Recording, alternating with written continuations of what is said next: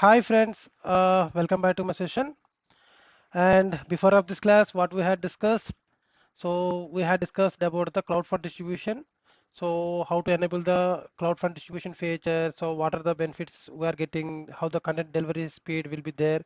So everything we had discussed in the last session. And in the current session, we are going to discuss about the most important topic in the AWS, that is nothing but the ELB. The ELB stands for Elastic Load Balancer. Generally, what is the purpose of Elastic Load Balancer? So the load balancer is generally used to distribute the load across the servers which are on the backend pool. It is the primary task of the load balancer. So in AWS, how many types of load balancers are there? So what are the features available on that particular load balancers? So where we are going to use that? So everything we are going to discuss in this session. So just please have a quick look on this. The ELB is an AWS managed service which can be used to balance the load across all the targets and provides a high availability. So generally why we are selecting the elastic load balancer means to provide the high availability. Even though if one server is going down, the remaining servers will be able to provide the service. Okay, here you can remember that the target is nothing but the EC2 instances. Okay, the target is the EC2 instance to which we need to redirect the traffic. The target group is used to maintain all the targets in which we need to send the traffic. So target is EC2 instance. In the meanwhile, the target group is nothing but the group of EC2 instances is nothing but the target group. The elastic load, what are the major key components in the elastic load balancer? There are two major components. The first one is target group, and here we are going to group the missions. The second one is load balancer. We're going to set the configuration. And how many types of load balancer are there? We have four types: application load balancer, network load balancer, gateway load balancer, and a classic load balancer. Okay, the application load balancer can be used to balance the load across the targets if the request is HTTP or HTTPS. Do you know HTTP? Hypertext Transfer Protocol, or Hypertext Transfer Protocol with Secure. Generally, majority of the applications are use HTTPS because of it provides a secure connection to the websites. Okay, and the ALB operates at the layer 7. So whenever the input is from the HTTP or HTTPS, I'm going to use the application load balancer. Suppose if I am going to use the NLB load balancer, where it will be used? The NLB can be used to balance the load across the multiple EC2 instances if the traffic is any TCP or UDP with TLS. It operates at the lower 4. If I have the millions of requests, if my application is a medium range of application, then I'm going to use the application load balancer. Suppose if my application is a large application, it will consist of million requests, then I'm going to use the network load balancer. The gateway load balancer, when I'm going to use, if I want to balance the load across a third-party virtual appliance, then I'm going to use the gateway load balancer. Which protocol it will be used? The Geneve protocol it will be used. Where I will get the third-party virtual appliance. It will be available in the AWS marketplace. Example, next generation firewalls and the third-party web application firewalls. And what do you mean that classical load balancer? The classical load balancer is the previous generation classical load balancer, which will not able to provide the availability of EC2 instances, and it is the previous generation of load balancer. Generally, we are not recommended to use this classical load balancer. Okay, so if we done the practical session on this load balance concept, then you will get the better understanding. Suppose if I take the diagram, just please have a quick look on this. This is the load balancer. Assume that, and these are the EC2 instances, nothing but the targets. Okay, and from EC2 instances, that request, the traffic will be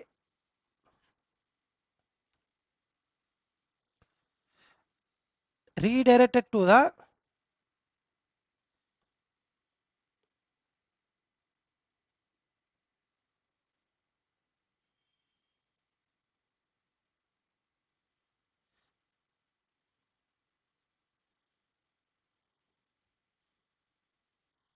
okay. Suppose if you think that this is ELB, So whenever user is trying to access anything, first before all he is hitting to the elastic load balancer. From that elastic load balancer, the traffic will be redirect to the targets which are lies backend of this elastic load balancer. This is the flow happen. Okay, and just I'm going to quickly create. I just want to show in the practical section. For that purpose, I'm going to create two EC2 instances in the two availability zones, because of if I create all the availability zone, all the EC2 instances in the single availability zone, if the availability zone will be down, then I lost the servers which are running in that particular availability zone. Suppose if I have the multiple availability zones, if the entire availability zone will went down, then the servers which are running on the another available zone will be able to provide the service. So that's why I'm going to create the EC2 instance in the different availability zones. Okay, just click on create instance, launch instance. The first one is ELB1. Okay, and here I am going to use Amazon Linux 2 image. As usual, I'm selecting the T2 micro as my instance type, and I have that key pair with me. I'm going to select the network settings, then I'm going to create one availability zone. So public IP enabled. I'm going to select the security group ELB, and because of this EFS has the all traffic has been opened, so I make it 10 GB. Just launch. Okay. So at the same time, create one more EC2 instance.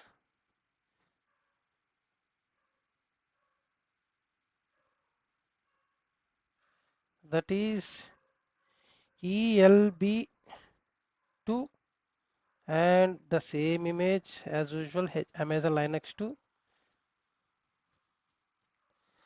Okay, T2 micro, the key pair is this one, and click on network edits, and I'm going to create in the 1B availability zone, and the select security group is must be the EFS, and I am increase the capacity to 10 GB. Just launch,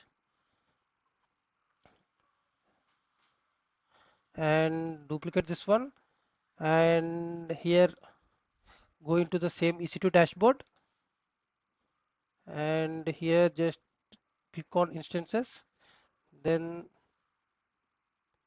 just refresh the same. Okay, so it will take some time to get the missions to be ready. In the meanwhile, what I will do, I'm going to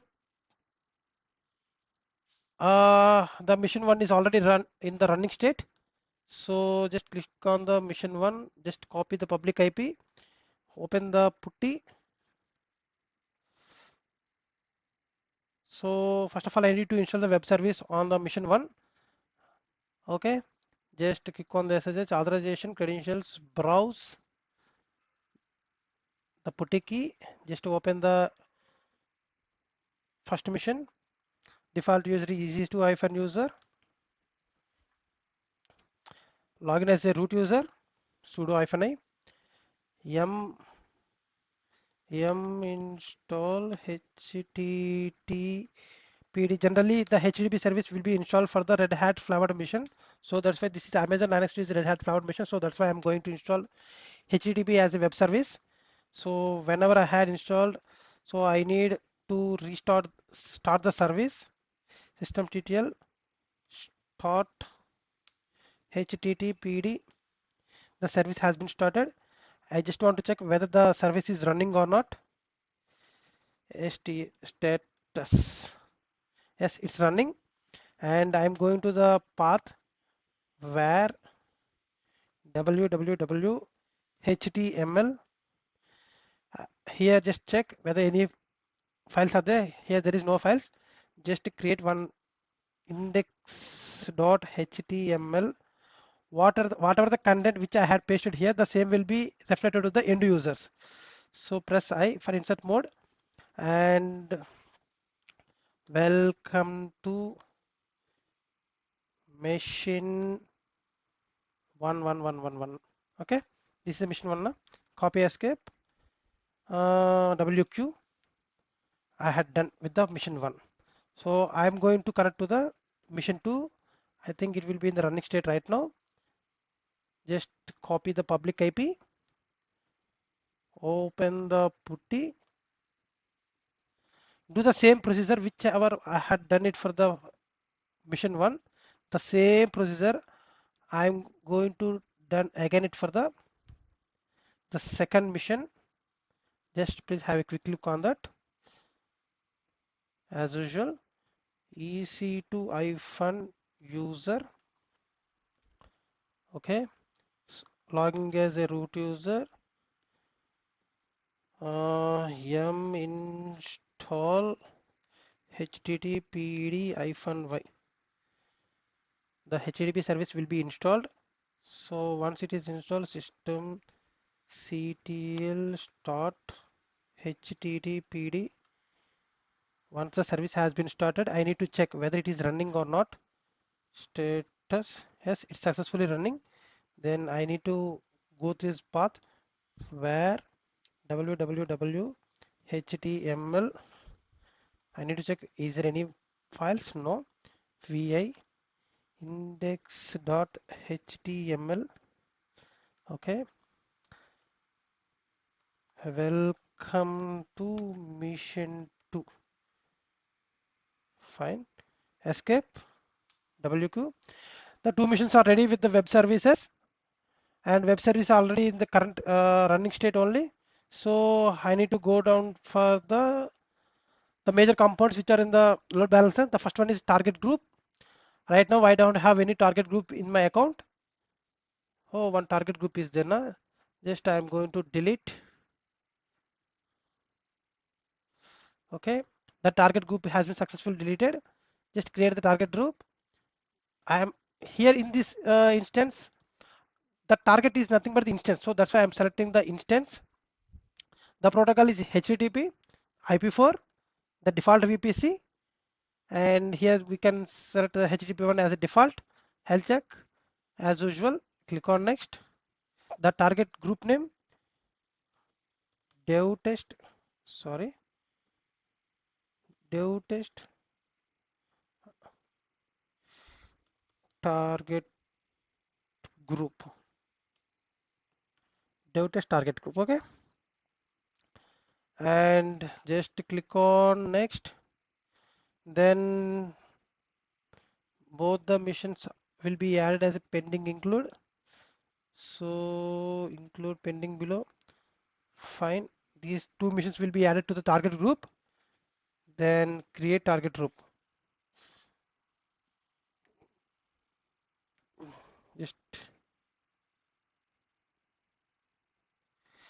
Just open the target group. These two missions are in the target group. What is the target group name? Dev test target group. Okay. And finally, I'm going to create. The load balancer. Just check the load balancer. Right now, I don't have any load balance in my account. Just create load balancer. I'm going to just please have a look. Here, what are the things we had discussed in the theoretical session? Application load balancer, network load balancer, gateway load balancer, the classical load balancer, everything you can find here. And generally the application load balancer is recommended. For our lab purpose also, we are going to the same.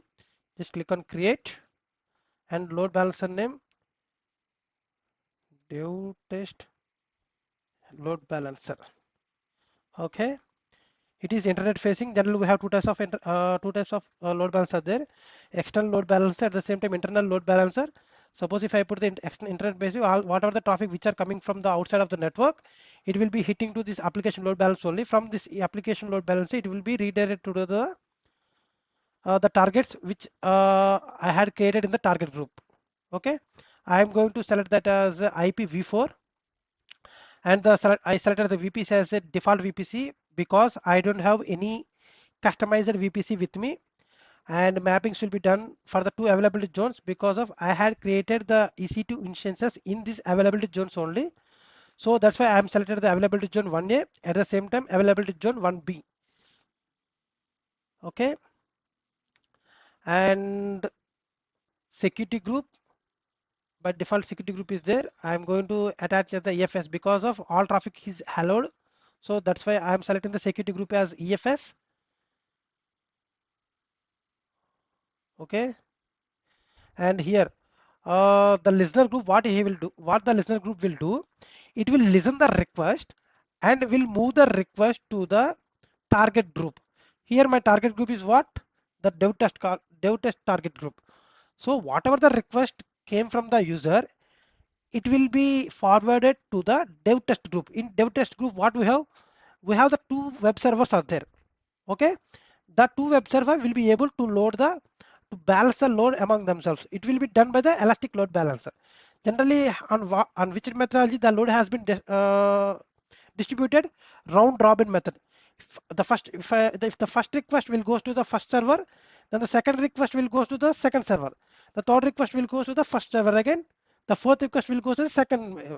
In the similar way, the round that is called as a round robin method. So leaving all the things as usual.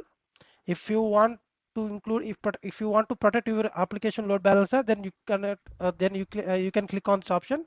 Then it will be provided, but it will be chargeable. And furthermore, there are different options available in this option. So by ignoring all those things, just click on create load balancer. Then the load balancer will be created. So once the load balancer will be created, then we will get the one DNS link. So with the help of the DNS link, we will be able to connect to the web application which I had deployed. Just wait for some time. It will take some time to get it deployed. Okay. And in the meanwhile, we are going to check what the things we had performed up to now. So what I had done, I had up to now, I had created two EC2 instances in the two availability zones, and I had installed the web service HTTPD on those two servers. And at the same time, I had created one target group. In the target group, I had added these two missions which are running the web service HTTPD. So once the target group has been created, then I had created one application load balancer. Then whatever the traffic which comes from the outside, it will be automatically forwarded to this traffic, this target group.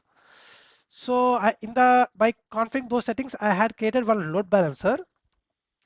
And once the load balance has been set up everything, it will generate one DNS name.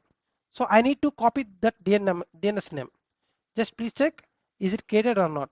Still it is a provisioning state only. Just refresh the same. Here just you can check the name of the load balancer is dev test load balancer. This is the DNS name and the state is still provisioning only. So once it is successful, then with the help of this DNS name, I will be able to access the content in the web service. The VPC ID is nothing but the default VPC. As I don't have any customized VPC with me, so that's why I had selected the default VPC. The type is application load balancer. This is the date of creation. Everything we can check from here. Just refresh the same and open the same. Still it is in provision state now. So this is the DNS name. So by using this DNS name, just paste here. Just check whether it has been displayed as something or not. What it will be displayed? Okay, it will be displayed the content which I had placed in the mission 1.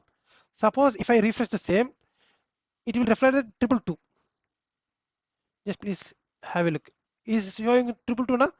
Means it will show the second place. Suppose if a third request will come, it will go to mission 1. Fourth request, mission 2. Fifth request, mission 1. Sixth request, mission 2. In this method, the load will be balanced. Okay, guys, I hope you enjoyed my section. Thank you. Bye bye.